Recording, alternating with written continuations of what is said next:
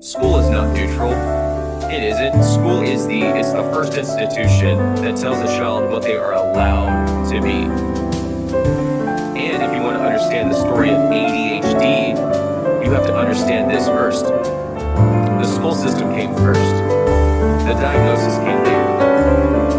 They built a structure based on obedience, sitting still, and quiet compliance.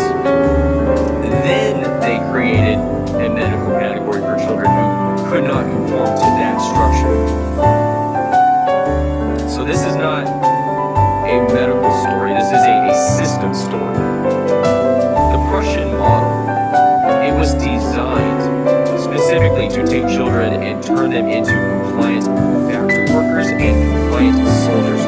That is the DNA of modern school. And from the moment that a kid starts kindergarten, every single hour of that day is about shaping them to obey the bell. Sit here, don't talk, raise your hand, wait your turn, memorize this, regurgitate that. None of this is how children learn. Children learn through movement, through building things, through trial and error, through imitation of adults in real life environments. Children were built to learn through physical interactions with the world.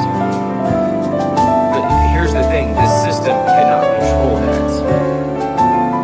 So what does it do? It replaces life, worksheets, and standardized testing. And the tragedy is this, children who resist this unnatural environment, because that's what it is, it's unnatural. Whoever the ones who resist this, they are not defective. They are responsive. They are reacting exactly how a healthy organism reacts when it is trapped in a cage. But instead of redesigning the cage, the culture drugs the kid. And because most adults today were also raised inside that same cage, they just assume the cage is normal. This is how false baselines get created. You take an unnatural environment, force children into it, and then call the ones who struggle disorder. That is how you invent abnormality. But the truth is, the real baseline is energy, it's curiosity, it's motion, experimentation, noise, trying and failing, and trying again. Physical trial, risk, exploration. Those are not symptoms, those are developmental requirements. And the system doesn't have the capacity to handle those traits, so they pathologize them. And this is the truth that a lot of parents don't want to face. ADHD is not a natural category. ADHD is a symptom of a mismatch between human biology and industrial education. The school system cannot change because it wasn't built for the development of children. It was built for the convenience of the state. So because of that, it is the child that is labeled.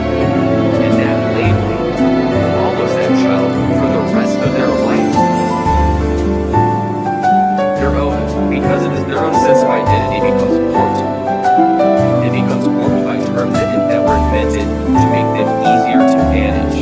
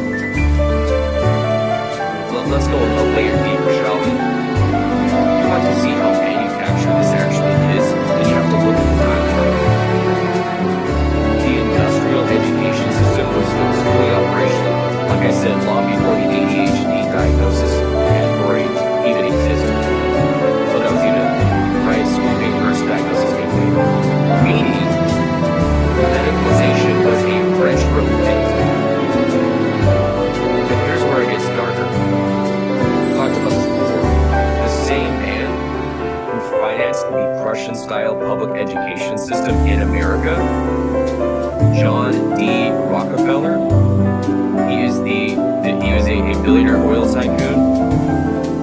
He is this same man who financed the modern medical system and pharmaceutical industry. The Rockefeller Foundation, he engineered the environment and the cures for the symptoms that environment created. Problem reaction solution, the alien dialectic. This didn't happen because the system does hate children, but also it happened because the system has priorities that have nothing to do with children, right? So the system, it prioritizes consistency, compliance, predictability, and controllability, right? Those are system values. So just think about any trait that disrupts those values. What happens? Well, it becomes a behavioral issue. The diagnosis is used to shift blame away from the system and onto the child.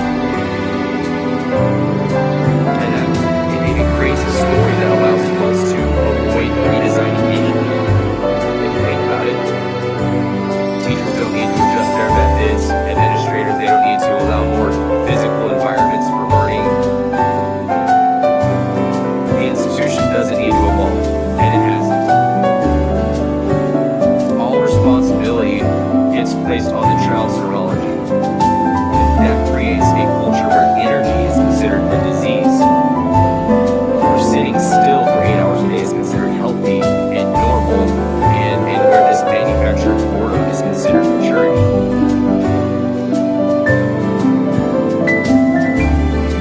And if a child has a temperament that rejects monotony, the system does not say to the child, well, or doesn't say to the parents, this environment is failing this child, or they don't say that to themselves. That conversation does not take place. What the system says is this child is failing this environment. It's the child who is failing in this environment, not the environment who is failing the child. And that is the inversion that we're seeing, we've been seeing for decades, over a century. That inversion is how it's how they engineered the concept of abnormal children. But yeah, now let's talk about the adult outcome. So just take the same exact traits that got a boy punished in school. So restlessness, risk-taking, hyper-focus, resistance to authority, intense curiosity, physical energy, problem-solving through action. But now place those traits in the real world. What do you get? You get entrepreneurship, you get engineering, you get crisis response, you get the building of companies, invention, and inventing solutions, different inventions. Those traits are strengths in the real world. The same world that medicated him in AIDS will later depend on men like him to build the future. There's a reason why so many founders, inventors, top performers, and innovators were problem children. Problem children. They were never broken. They were miscast in the wrong environment. When a child's natural temperament is punished instead of shamed, the child becomes ashamed of who they are, and that shame stays with them into adulthood. And that is the meta damage. Not the pills, not the labels, the identity. The belief that something is wrong with me. That is the wound, which creates more problems and more medications are provided for those problems.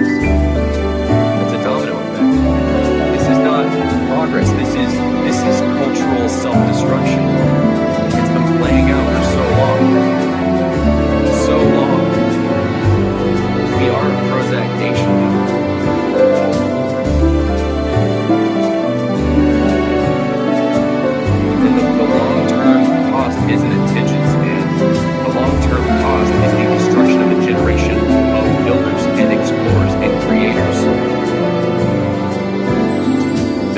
have changed the world, but instead we're taught to sit still and shut up. They didn't discover abnormal kids. They invented them.